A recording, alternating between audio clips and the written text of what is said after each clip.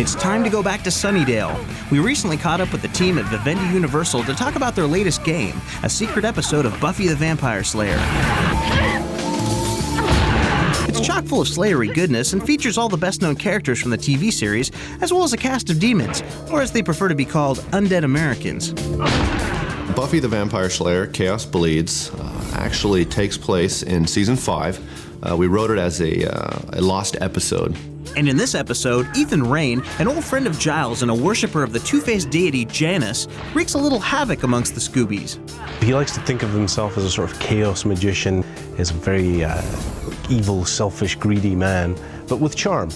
And he basically strikes a deal with the First to set up a competition, and if Ethan manages to win the competition, the First will grant him all the powers of a Lord of Chaos. And if he loses, he'll wind up as, you know, some kind of like lickspittle somewhere in the depths of hell. So he asks Ethan to choose 5 contestants for this contest, and of course Ethan chooses Buffy, chooses Willow, chooses Faith, Spike, and Ethan also wanted to choose Oz, but Oz is off doing his thing with the werewolf, so he chooses Xander instead. Just another day in the life of the Scooby Gang, sending another big bad to eternal damnation. But how do each of the gangs stack up? They all have their own unique strengths and weaknesses. Personally, I like Faith, just kind of does what she does and doesn't listen to what's right or wrong. Willow is obviously not the most physical of combatants. Her strength really lies in her use of magic. She can generate a miniature sun, which is fantastic for just frying all the vampires in the area. She can also create fireballs that she can send out homing after vampires and demons, which is another great way to get rid of those guys. And Xander, not much of a fighter, so he utilizes a lot of different weapons, axes, and baseball bats. And lastly, but definitely not least, you get to play as Sid, the demon hunter trapped in a ventriloquist doll's body. Sid, being that he's made of wood, has a certain amount of durability. He's also very small, which is actually the main useful feature of Sid in the game.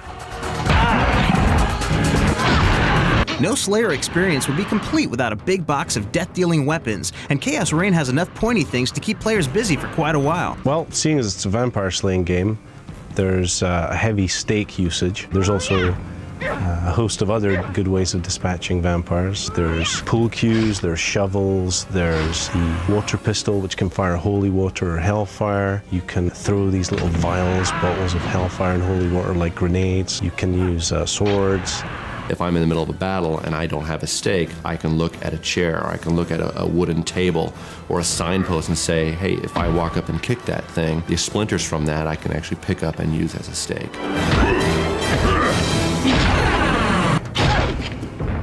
And then there's the best part, the cloud of dust that accompanies the death of a vamp. When you kill vampires, they dust. You get that hanging skeleton for a second and then just collapse into a pile of dust. Staking the vampires, that's the core of this game. And it was real important for us to get that just right, that satisfaction of driving a wooden stake into a vampire's chest.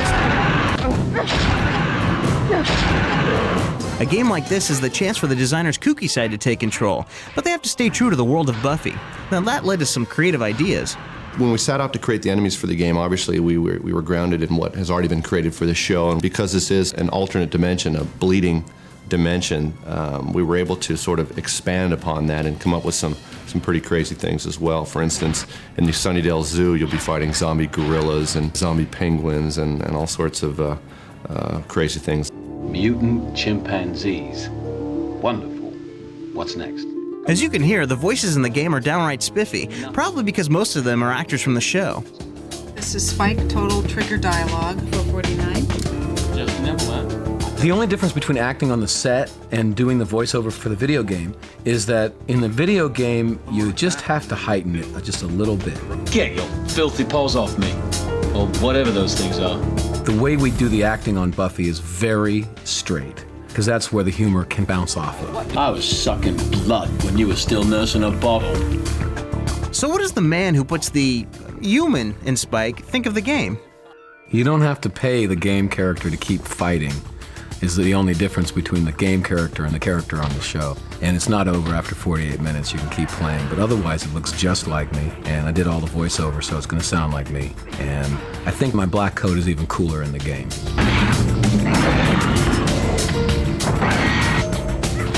Taking on such a popular show can be a challenge for game designers, but the team at Vivendi Universal has given this game their all. First and foremost, the game has got to be great for Buffy fans and non-Buffy fans. I want this game to play great for the person who's never watched a Buffy episode. So it's a way to introduce them to the mythology and to the characters. So first and foremost, the game is accessible to everyone. The writing in the show is fantastic. They managed to pack it full of drama, horror, and a huge amount of humor. It just helps create this whole feeling that this is a playable episode of Buffy the Vampire Slayer.